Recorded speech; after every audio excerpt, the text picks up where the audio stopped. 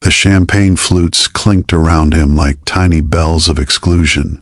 Marcus Chen stood on the crowded Manhattan sidewalk, his $1,000 shoes getting splashed by slush, watching through the frosted windows as families and couples toasted inside Lombardi's, the restaurant where he'd shared his last New Year's Eve with his late wife 5 years ago. He'd called every upscale restaurant in the city. His assistant had called. He'd even tried calling in favors. But on December 31st at 7 p.m., money couldn't buy what he desperately needed: a table, a memory, a moment that didn't feel so crushingly alone. Marcus had built Chen Technologies from a dorm room startup into a company worth $3 billion. He'd been on magazine covers, keynoted conferences, shaken hands with presidents. But tonight, surrounded by the glittering chaos of Times Square just blocks away, he was simply a man who'd forgotten to make a reservation, standing in the cold, watching strangers celebrate the life he'd lost touch with. The hostess had been apologetic but firm. No tables, not even for Marcus Chen, especially not for Marcus Chen coming in alone, taking up space meant for parties of 4 or 6. He was about to call his driver when he heard it, a child's laughter, bright as a firework against the gray winter evening. Marcus turned to see a little girl, maybe 7 years old, spinning on the sidewalk with her arms out, catching snowflakes on her tongue. Behind her, a man in a worn jacket juggled 2 grocery bags while trying to open the restaurant door with his elbow. "Daddy, you said we'd be inside by now. I'm freezing." The girl's words held no real complaint, just the musical impatience of childhood. "I know, sweetheart, just one more second." The man, probably mid-30s, with kind eyes and the exhausted posture of someone who carried the world on his shoulders, finally managed to wedge the door open. As they stepped inside, Marcus caught a glimpse of the modest interior of Pete's Diner, a small place he'd walked past 100 times without really seeing it. Something pulled at him. Maybe it was the cold finally seeping through his expensive coat. Maybe it was the echo of his wife's voice in his head, telling him to stop being ridiculous and just find somewhere warm. He followed them inside. The diner smelled like coffee and home cooking. Red vinyl booths lined the walls, and a tinsel garland hung somewhat lopsidedly across the counter. Every single seat was taken. The man and his daughter stood near the door, scanning hopefully for any opening. "I'm so sorry," a waitress said, rushing past with plates balanced on both arms. "We're totally packed tonight. It's usually not this crazy, but with all the fancy places booked up, everyone's coming here. Maybe 30 minutes? The little girl's face fell. Her father squeezed her shoulder. "It's okay, Emma. We can go home and make mac and cheese. It'll be fun. But you promised." Her voice cracked, and Marcus saw the man's heart break in real time. "You said New Year's Eve would be special this year. You said we'd have dinner out like when Mom was here." The words hung in the warm diner air. Marcus felt them in his chest, a mirror of his own grief. The man knelt down, eye level with his daughter, and Marcus saw him swallow hard, composing himself with the strength only parents possess. "You're right, I did promise. And it will be special, I swear. Excuse me." Marcus heard his own voice before he'd fully decided to speak.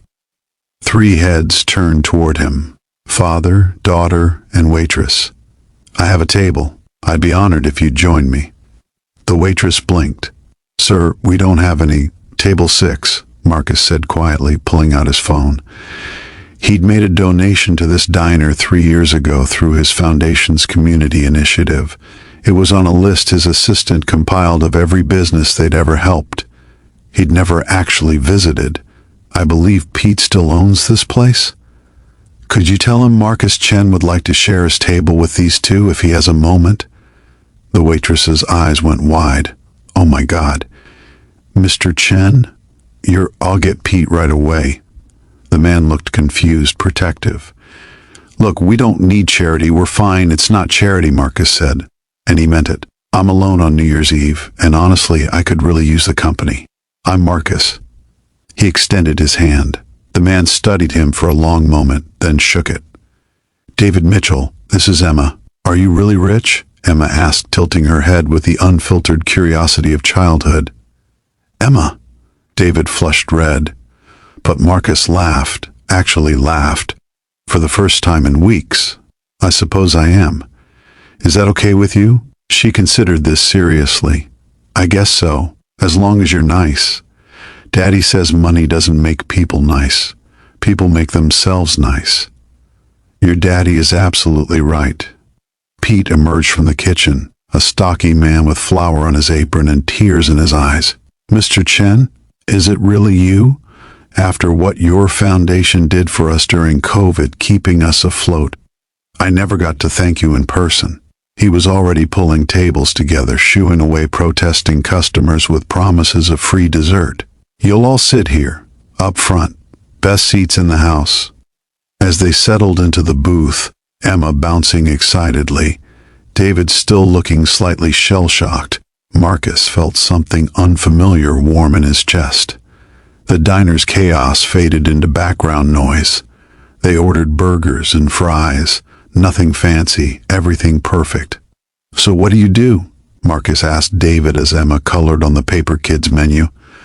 "I'm a nurse at Mount Sinai, pediatric ICU." David's voice carried quiet pride mixed with exhaustion. Emma's mom, Lisa, she was a nurse too. We met during our residency. She passed away 2 years ago. Cancer. "I'm sorry," Marcus said, and the words carried weight because he understood. "My wife, Jennifer, died 5 years ago. Car accident. We never had children. I threw myself into work, and somewhere along the way, I forgot how to do this. How to be with people." David met his eyes with understanding that needed no words. Emma looked up from her coloring. "Daddy cries sometimes at night. He thinks I don't hear, but I do. I cry too, but we have each other, so it's okay." She said it with such simple wisdom that both men had to look away, blinking rapidly. The food arrived. They ate and talked about Emma's school, David's long shifts, Marcus's realization that his company ran fine without him micromanaging every detail. They talked about Lisa's terrible jokes and Jennifer's excellent ones. They talked about grief and healing and the strange path life takes. When midnight approached, Pete brought out sparkling cider and turned up the small TV behind the counter. The whole diner counted down together, strangers united in that singular moment of hope that defines New Year's Eve. 3, 2, 1. Happy New Year. Emma threw her arms around both Marcus and her father. David clasped Marcus's shoulder, and Marcus felt the sting of tears he'd held back for 5 years. Not tears of sadness, but of gratitude. For this moment, for this reminder that connection was possible, that loneliness was a choice he'd been making without realizing it. "Thank you," David said quietly as the diner erupted in cheers around them. "For tonight, for the table, for reminding me that there are still good people in the world." "Thank you for letting me join you," Marcus replied, "for reminding me what actually matters." As the celebration continued, Marcus looked around the diner, at the family squeezed into 2 small booths, at Pete serving coffee with a smile, at Emma now showing another little girl her coloring, and he understood something his billions had obscured. Wealth wasn't measured in stock portfolios or penthouses. It was measured in moments like this, in connections made, in kindness given and received, in the courage to be vulnerable enough to accept a stranger's invitation to share a table. When they finally left the diner, Marcus wrote his personal number on a napkin and pressed it into David's hand. "I'm serious, call me, for anything. And maybe we could do this again sometime? Emma, would you teach me how to catch snowflakes?" She nodded enthusiastically, already demonstrating her technique. As Marcus walked back to his waiting car, he wasn't alone anymore. He had plans for next week, Emma's school play. He had a friend in David forged in the understanding only shared grief can create. He had remembered what his wife had always known, that the best life isn't lived in isolation at the top, but in the messy, beautiful middle, surrounded by people who need you as much as you need them.